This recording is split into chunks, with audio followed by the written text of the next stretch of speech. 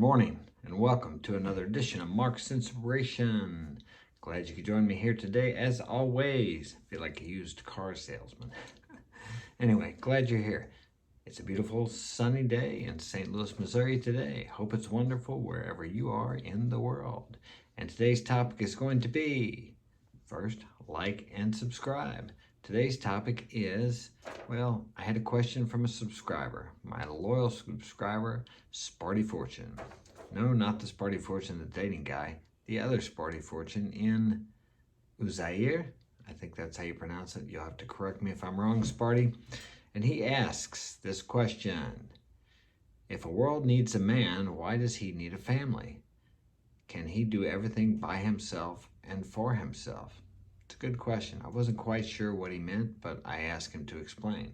He goes on to say, you can answer or it'd be great to make a video. Well, Sparty, I'm making a video about it for you today because you have been with me since I began, and I appreciate that, as well as I appreciate all my subscribers. And I said, are you asking why does a man need a family? And he said, yes. Okay. He says, I've experienced in my life that everything works out really well, your goals and mission, but eventually you get in relationship problems and it creates issues. That's a good point. Well, a man doesn't need a family. He can be successful without a family. But most men want to procreate, to have children. It's a natural, strong, inherent desire in us. It's why we have so many dating sites on YouTube and so many people telling us how to have relationships. All relationships are difficult. I don't believe there's anyone who doesn't have some type of relationship issues. But back to your question, why does a man need a family? Well, if we're going to survive as a human race, of course, we have to have kids, so we have to have a family. Well, I guess you can have kids without having a family, but I believe, this is just my opinion, the best environment to raise children is with a husband and a wife, or a man and a woman together. They don't necessarily have to be married, but they have to be committed. Well, nowadays in the U.S., a marriage does not mean much. It did many years ago, 50, 60 years ago, but now it's really not a committed, how do I say, I think Rollo Tomassi says, it's an unconscionable contract. Because really what the contract was originally, I'm not sure when it started, 1,000 years ago maybe. The man takes the woman, right? Okay.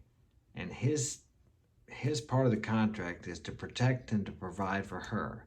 Her part of the contract is to take care of him, have his children, take care of the home. That's her part of the contract. And when he wants to be with her, she's supposed to, we'll say, surrender her body to him. I mean, of course, if she's sick or she has problems or whatever, physical problems or health problems, that's a whole different deal. But in return, the man is supposed to give himself to her also. When they desire each other sexually, they should, they should oblige each other. Now, nowadays in the U.S., a man and a woman gets married. Many times I've talked to many men, they have not had sex for years, but yet they're still providing, they're still protecting, they're still taking care of things they're supposed to be taken care of, raising the kids, but yet she does not provide him with the sexual pleasures, which is a very important part of a man's desire. Now, he can either go out somewhere else and pick up a woman or buy a prostitute or whatever, or have an affair, which that never works out well either. Well, usually it doesn't. Or he can watch Pornhub and masturbate, which a lot of men do. A lot of married men do that because their wives will not give them sex. And see, that's not part of the agreement now, is it? So what good does it do to have a marriage contract, at least for a man in today's society? Now, years ago, the woman would give herself to the man. It was her obligation. Now, that sounds terrible. I know if women hear that, why should I feel obligated? Okay, his obligation is to protect and provide for you.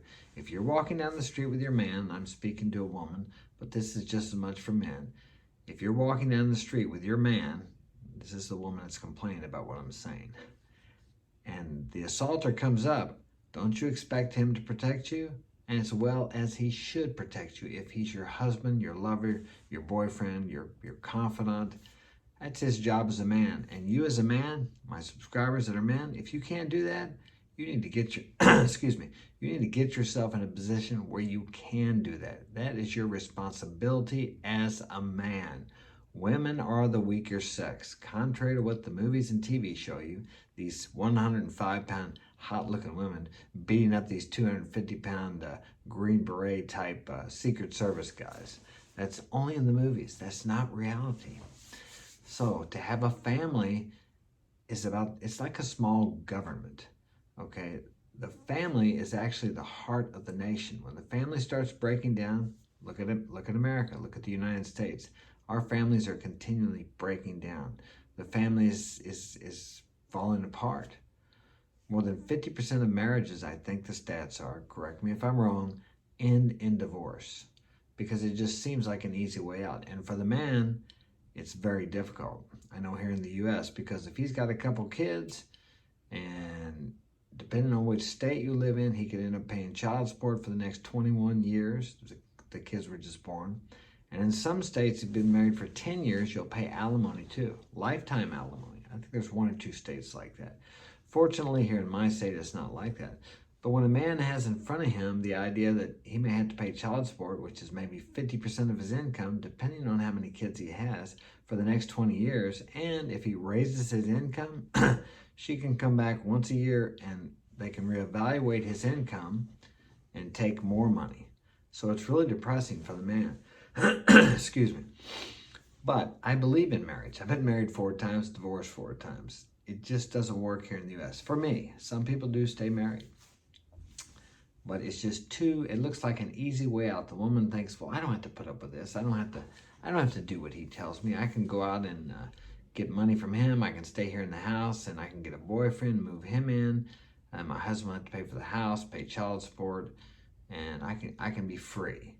But what they think is they get out of all the problems they have in their relationship with their husband or their live-in or whatever they have, then they've developed more problems. All of a sudden the kids don't have a father. You cannot run away from yourself. So whatever problems you have in a relationship, I mean, if they can be worked, but it takes 2. Now, if both people don't want to work it out, it's not going to work.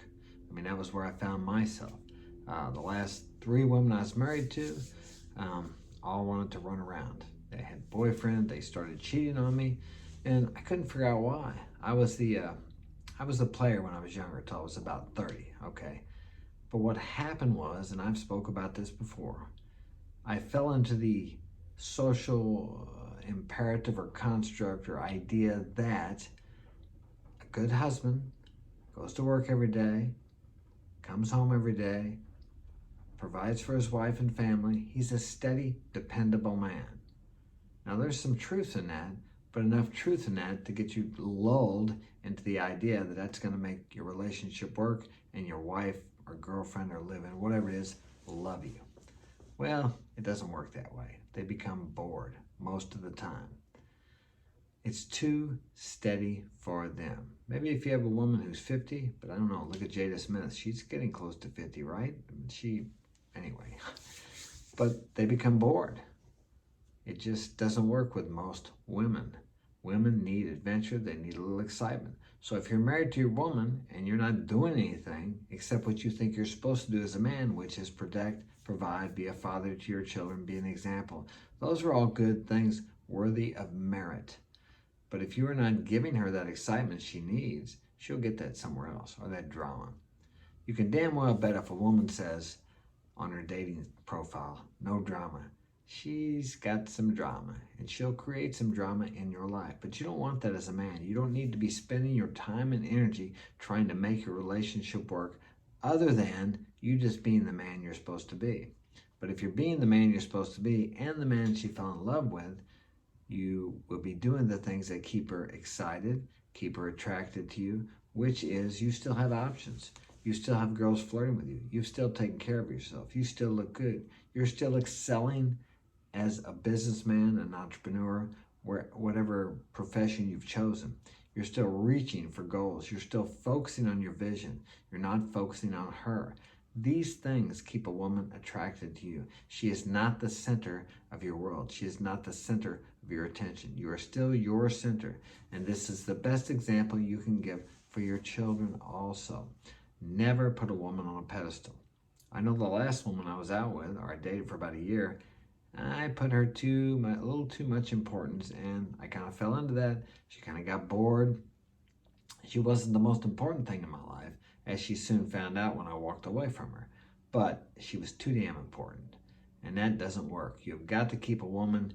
The Romans used to say, and I know women don't like this, and it sounds misogynistic. I don't hate women. I love women. I love feminine women. I'm not much for the masculine women who are the feminist type. I mean, I have no problem with them living the life they want to live, but I'm not attracted to that.